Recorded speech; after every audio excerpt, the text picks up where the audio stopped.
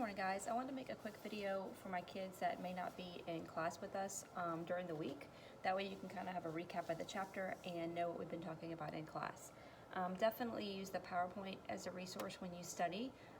That's where pretty much what we did in class was we had the PowerPoint up and we just went over everything in more detail in class with the PowerPoint. And the students filled in their notes, they're filling the blank notes to use to study from. This chapter, internal temperatures, are very, very important. They will be on your certification test and they're all over the test that you're going to see this week. Internal temperatures are a big part of it. Can you cook bacteria out of food? Yes. So that's why the focus is to make sure when you're cooking food that you reach the proper internal temperature. That way all the bacteria in the food has either been killed or been eliminated to where it's like a small level of bacteria that would not make people sick. For instance, we talked about with chicken, salmonella, ground beef, E. coli, things like that. So definitely look over your internal temperatures. There is a PowerPoint under the original chapter PowerPoint called What's My Temp? For those of y'all who are at home, we did play that in class. We flash a picture up of the PowerPoint, like say chicken, and the students would have to write on their desk or with a dry erase marker or write in their notebook what temperature they thought it was, and then we kind of go over it. So that's a really great way to practice your internal temperatures. Just remember 165 is going to be poultry, any kind of chicken, turkey, duck is 165. Food cooked in the microwave is 165. Anything that is stuffed, I told the kids in class, if it's stuffed chicken, stuffed pasta, if it's got stuffed in it, it has to be 165. I feel like I'm missing something. So microwave, anything stuffed, any kind of poultry, which would be any kind of bird, as long as it is, it doesn't matter if it's whole or ground. Whole turkey, ground turkey, whole chicken, ground up chicken, doesn't matter, 165. I like to say to the kids, if it's, think of a turkey or poultry being a big meat, a big item, so it's got to be a big temp, which is 165, which is the highest temp. 155 is any kind of ground meat.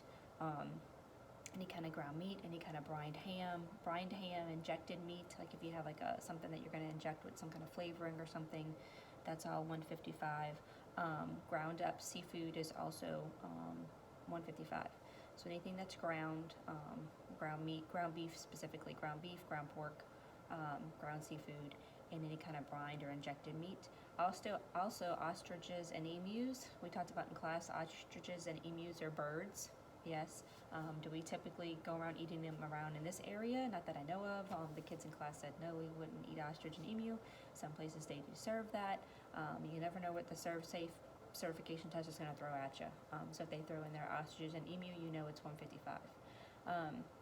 145 is any kind of steaks, so any kind of steak that you eat, pork chops, lamb chops, any kind of whole seafood, like if you have shrimp, crawfish, lobster or something like that, that's all going to be 145. Okay, so any kind of steaks, lamb chops, pork chops, any kind of whole seafood like fish, like if you're going to grill a fish or something like that, that's all 145. 135 is going to be all your fruits and vegetables. Fruits, vegetables, and pasta, if it's unstuffed pasta. If it's stuffed pasta, again, if it's got stuffed in it, it has to be 165. But any kind of fruits, vegetables, beans, pasta, it's all 135. ServSafe likes to use processed cheese sticks. If it's processed cheese sticks or any kind of commercially processed food, like deep fried vegetables as well, they like to use that example, that's all 135. Okay, so make sure you look at your internal temperatures of food. While I'm thinking of it, the microwave is 165. If you're going to cook something in the microwave, it's 165. If you're going to thaw food in the microwave, which I'll talk about thawing in a second, but if you're going to thaw food in the microwave, you have to cook it right after. There are some things with the microwave that you have to remember. If you're going to cook food in the microwave, there are 4 things. You got to cover the food, rotate it or stir it about halfway through, take it out and let it sit for 2 minutes to let the temperature even out, and then you have to check your temperature in 4 spots. So there's 4 things, and all this is in the PowerPoint. So there's 4 things you have to do if you're going to cook food in the microwave. Going back to thawing food, as far as thawing food, there's 4 ways you can properly thaw food. You cannot thaw food at room temperature. It's not acceptable. They say food can get into the time temperature danger zone. It's time temperature abuse. And bacteria can grow and things like that. Do we do it all the time at home? Probably so. I do too. Is it what we're supposed to be doing? No, you're not supposed to thaw food at room temperature. So there are 4 safe ways to thaw food. You can put it in the refrigerator. Okay, put it in the refrigerator. You can put it under running water. However, and they will ask you the temp, the running water cannot be any hotter than 70 degrees. So make sure you remember that. You can cook it, just straight up cook it. Like if it's frozen peas, you can put the frozen peas in the pot, not thaw them out, and just go ahead and cook them.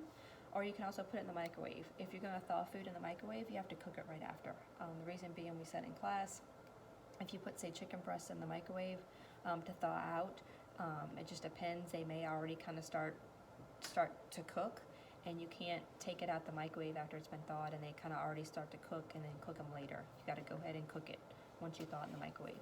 Okay, so make sure everything's in the PowerPoint. Make sure you look over your 4 ways to thaw food. It's also in that video for this chapter as well. Going on, it's also 4 ways to cool food. So you cannot take food like a big old pot of hot chili, okay, a big old pot of hot chili, and just take it and put it right into the refrigerator. They say the time temperature change, it's time temperature abuse, and pathogens can grow. So you cannot take food and put it right into the refrigerator or cooler if it's hot to cool it down.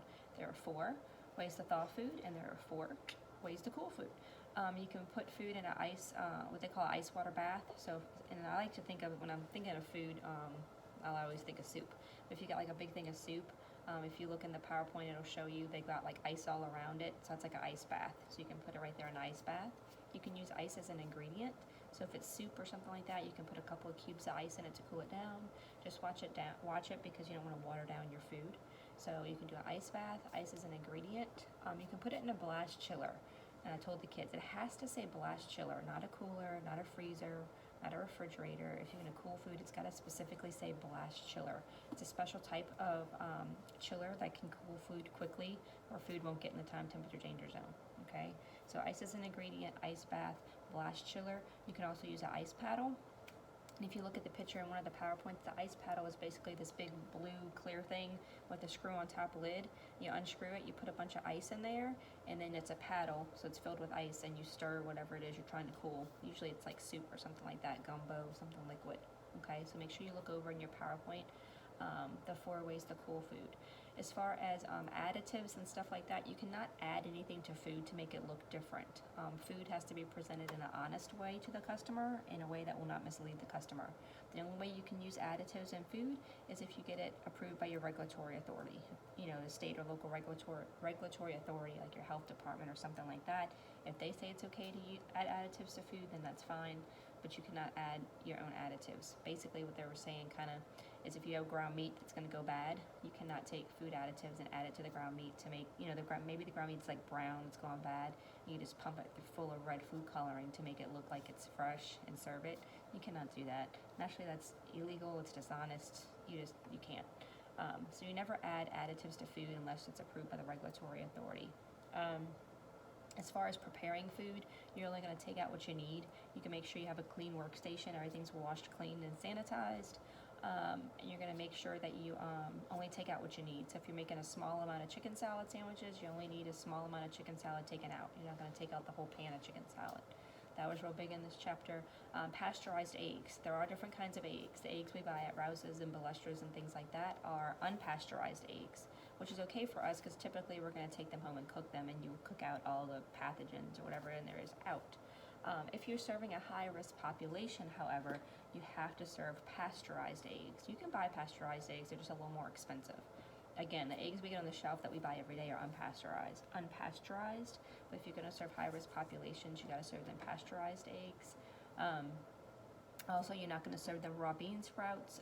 They say raw bean sprouts, raw hamburgers, stuff like that is really big with E. coli. So you're not going to serve that to a high-risk population. They talked about pooled eggs. This chapter, pooled eggs, is just a bunch of eggs that are cracked in a bowl.